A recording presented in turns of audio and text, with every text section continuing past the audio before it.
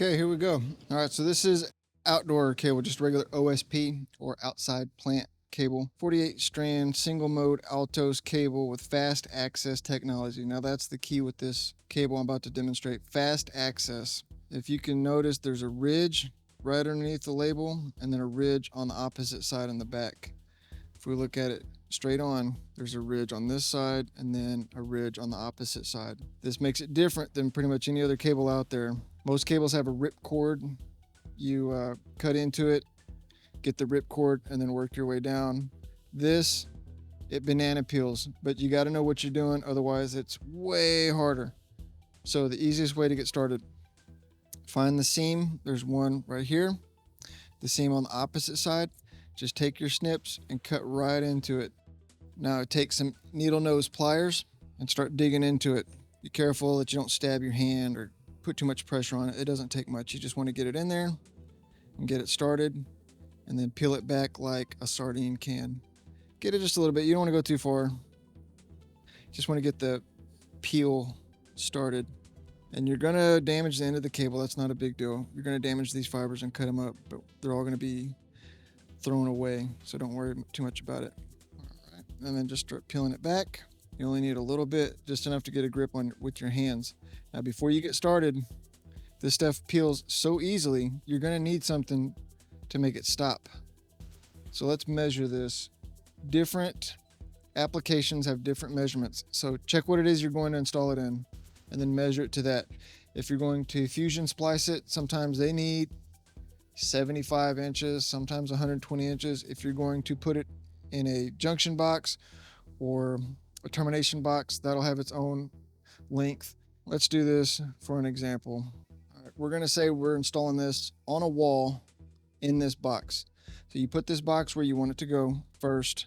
And this is an older style box, but they all work the same. All the components are compatible. Now this is nice because if you have this installed on a wall, you take this wing nut off and then you take this cable over to this stud up here and apply that right there and then put this wing nut back on. Now this box, if this was on a wall, this makes a nice table. You can set your stuff and set your parts on it, documentation, tools, whatever. But for now, because we need everything out of the way for this demonstration, I'm going to put it back how it was. Okay, so this box is going on the wall. Here's the documentation. This usually has measurements in it, but as you can see, this is from 96 up to 2007. This was manufactured 2008, and as I'm about to demonstrate, it's all still compatible. This is the coupler panel I just bought. This is brand new. This is a 24 port, and look at this box. It can hold 2 panels. All you do is pull these tabs up here and down here, pop it out, and in these holes, these little plungers fit right in there. But this is a brand new 2024 panel in a 2008 box. Sometimes they call these a WIC box for wall interconnect. These part numbers, it's WCH for wall connector housing 02P. That's wall connector housing 2 panel. They go to 4, 8, 12. This part number will describe what it is you're getting. So now back to this. We got our cable run to the building, but we need to get an idea of how long we want this to be. We need to know how far back do we peel this before we stop. Let's see if there's anything in here. Here's the description of how long everything needs to be. 54 inches is what they recommend. You leave 6 inches of strength member, 6 inches of yarn if there's any, 35 inches coming out for the buffer tube, but 54 inches is what they ask for. That makes sense because the buffer tube we're going to use is 25 inches. That BT25 is buffer tube 25 inches. They make these in several different lengths, and it's a 12 because there's 12 strands. You can get different length buffer tubes, but if you just call and ask for a fan out kit or look it up online, this is what they'll be. If you want something different, you have to specifically ask for it. These are separate components. It's one bag, but there's a heat seal right here to keep them separated. Let's take out just the buffer tube. Now, since we know this is 25 inches, the way I typically do it is I just run this twice. That'll give me 50 inches and then plus just a little bit more in case there's any mistakes or accidents. So we'll take this. Now we know this is probably damaged and garbage, so we're not even going to start the measurement here. We'll start it back up here. We'll start it up here, and now run this down to here. That's about 25 inches. Flip it all the way to here. All right, that's going to be 50 inches.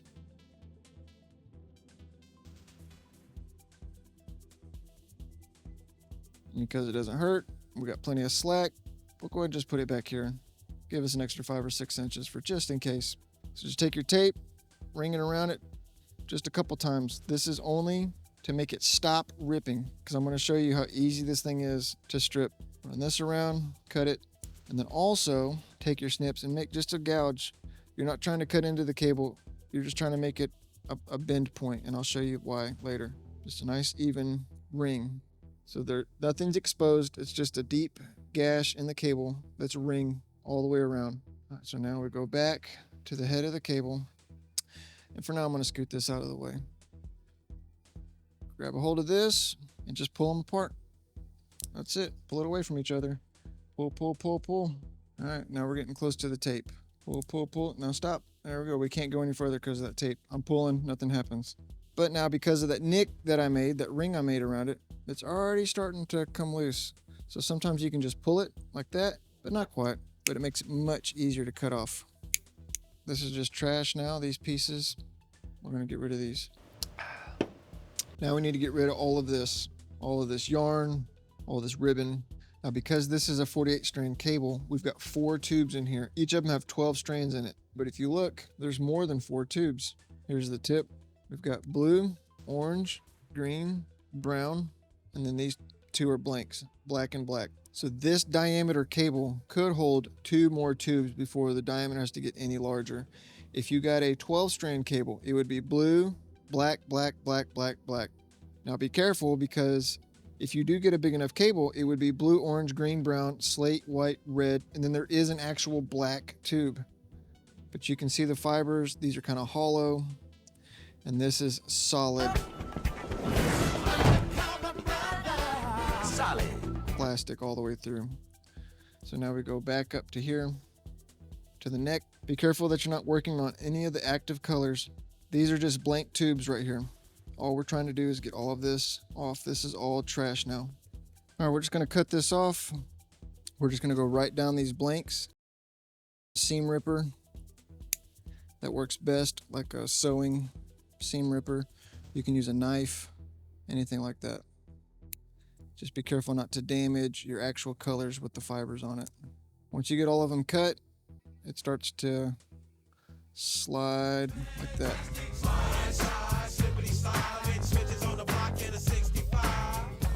It does start to bind up and grab, so sometimes you have to work it a little bit, shake it around to loosen it up.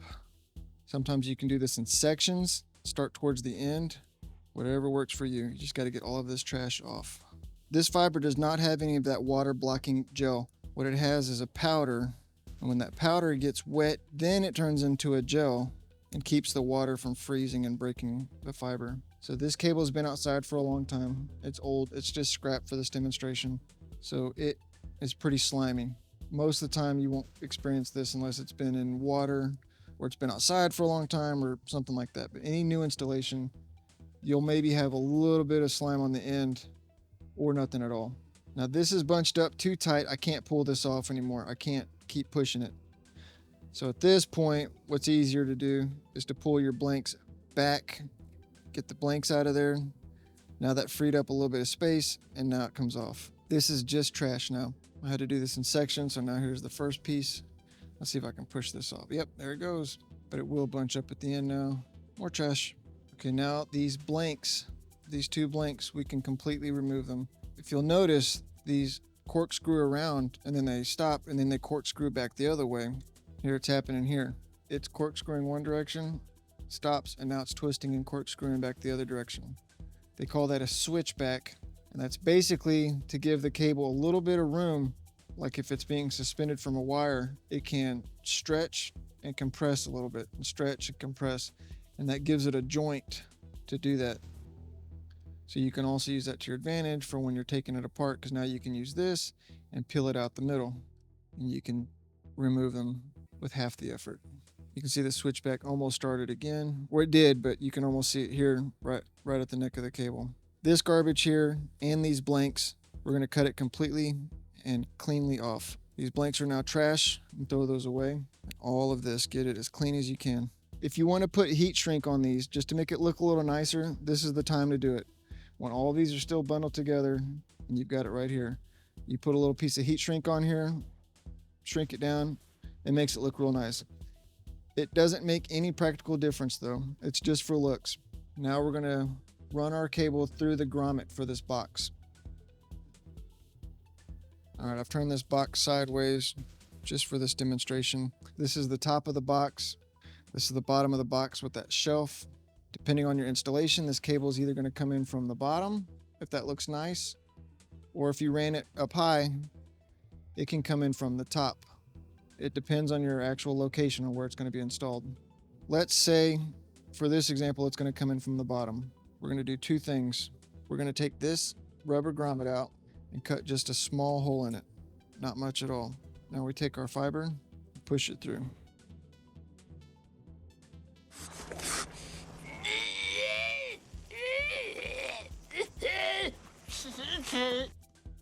Like a baby rhino. Get that pushed all the way on there. You can go a little bit too far. We'll adjust this later. Now we'll take this, run it through that hole, and this is also just for measurements. All right, we're going to run this up. I'm going to get it about in this area. This is where your tie wraps are going to hold on to it. And you're also run this up to here, get a measurement on your strength member. Looks like right about here, just to the top of this plate, right about there. Okay, now we can remove the whole thing. It makes it much easier to work on. We can either slide it back out the bottom of the box, or if there's enough slack, you can pull a lot through the box and work on it out here. Let's take it back through. All right, now that we have that measurement, now we can go ahead and free up all of these fibers. And we're just gonna twist them and get them all loose and get them off of this white stick. This is the strength member. This is just a fiberglass rod. There's one last string that's just wrapped around the strength member. We'll get that at the end. All right, now we got these all free and loose. We're going to cut this here. You can use your snips or your clines or whatever you have handy. My needle nose pliers, I have a cutter in there. Now that's fiberglass, so any of the dust that comes out is going to make you itch real bad. All right, this is just trash. You can throw it away. But again, be careful because that's fiberglass and it'll make you itch if the powder gets on you.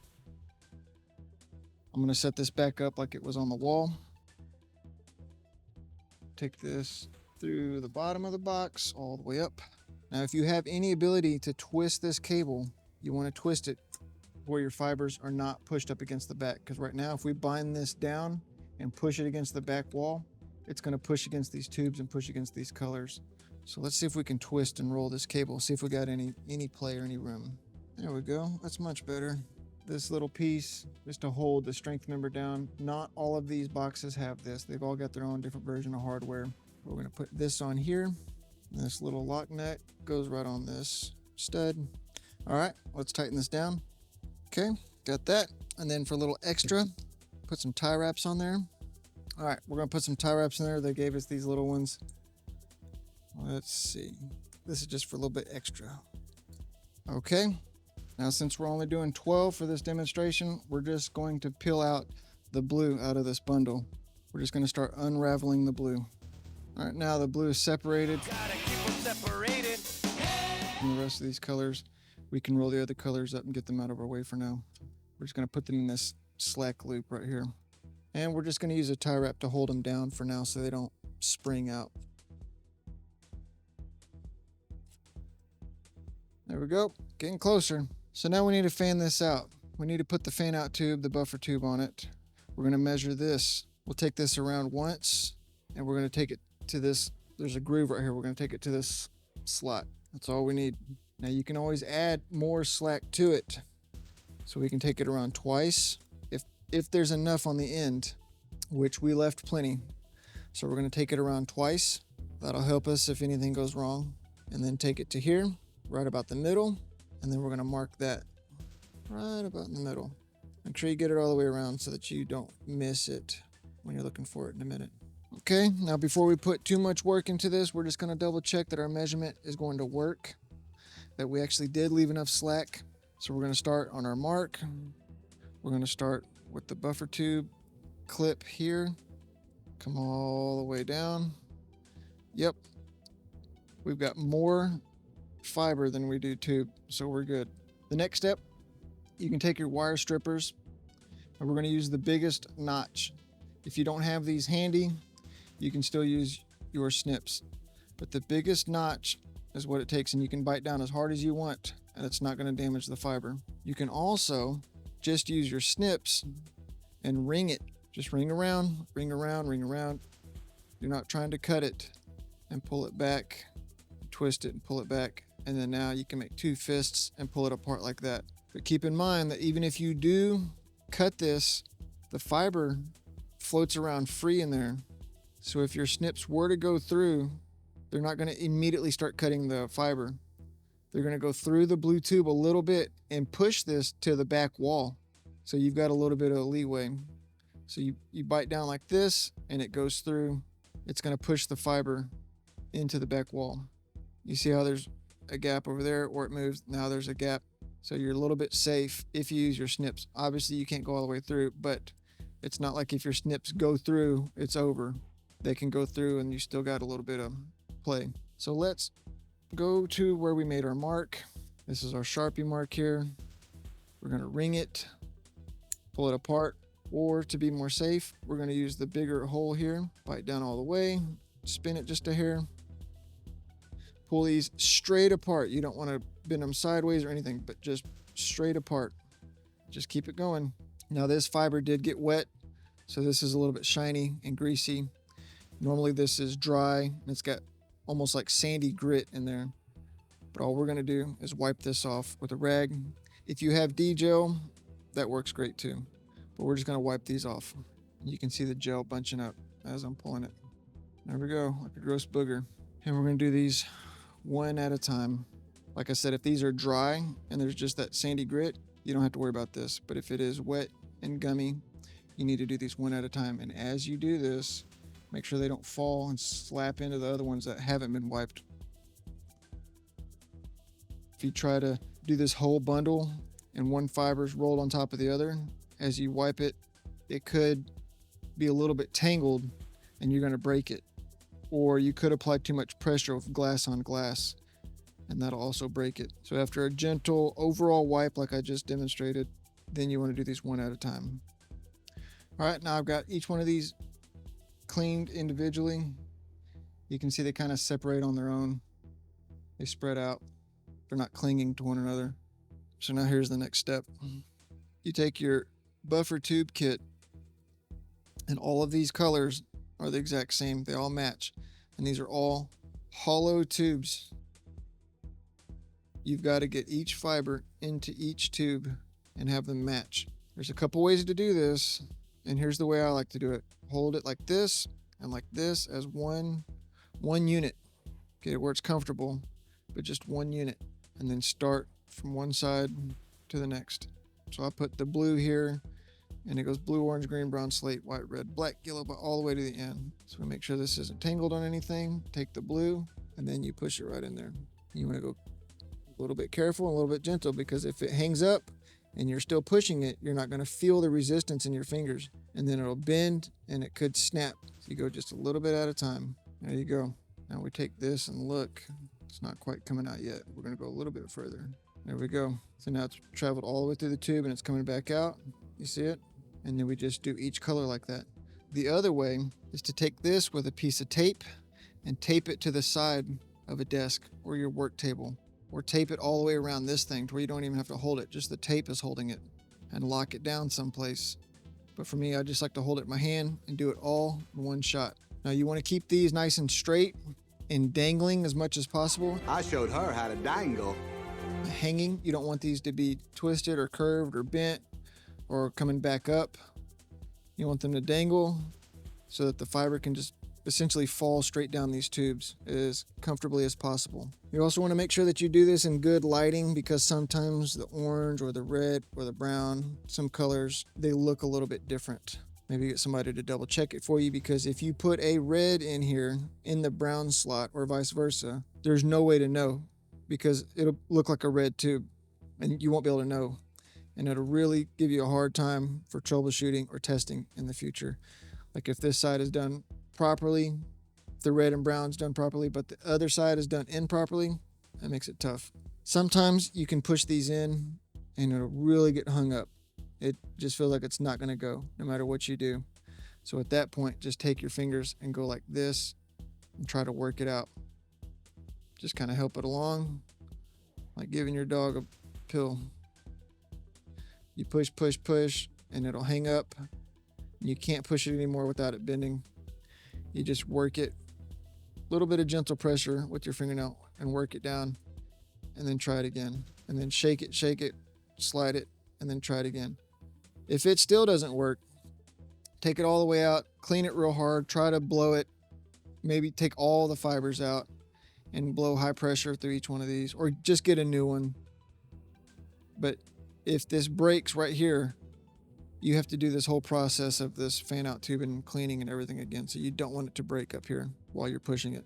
Now, as you're going, you want to make sure that these aren't getting tangled up in here. So you want to stretch it all the way out, make sure it's completely out of the way, and then run it in. Take the next one, put it out of the way, take it out. All right, now at this point, let's check and see the ends. Most of them are not coming out yet, so we need to push them a little bit more. Let's get these evened up. And you're just grabbing all 12 at the same time and barely pushing them in. There they are. Now they're all coming out. So now, straighten this out, grab all 12 over here, and just pull.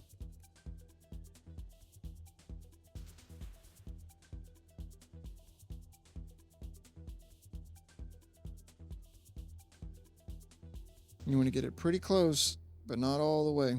Right about there. And then hold on. Now we're going to take the other part of this package. Remember, the heat seal is holding this triangle off to the side. We're going to take both of these components out. This piece right here, we lay it right in there. Your tube should go right to the end of the copper. Not past it, not shorter, but right flush even with it. And this chip fits perfectly right in here. Now take your needle nose pliers or your wire strippers or even your snips, and we're going to pinch these copper collars all the way down. Make sure it doesn't slip and cut your fiber or you've ruined everything, but all the way until they touch.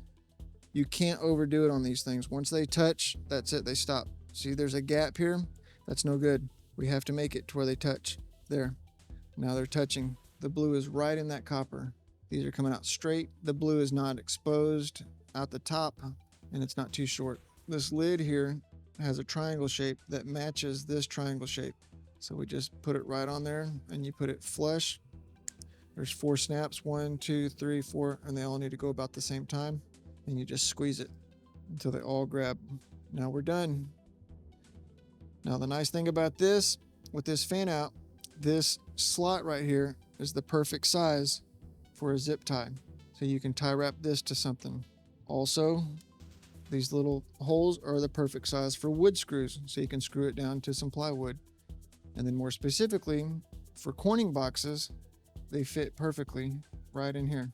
That's what this slot is made for.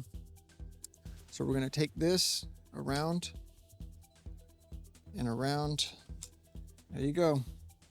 So the blue would sit there and the orange would stack on top, green, and then brown, and they would all stack up right in there. This wraps around and goes into the coupler panel. Okay, now that you're done with that, don't forget your rubber seal.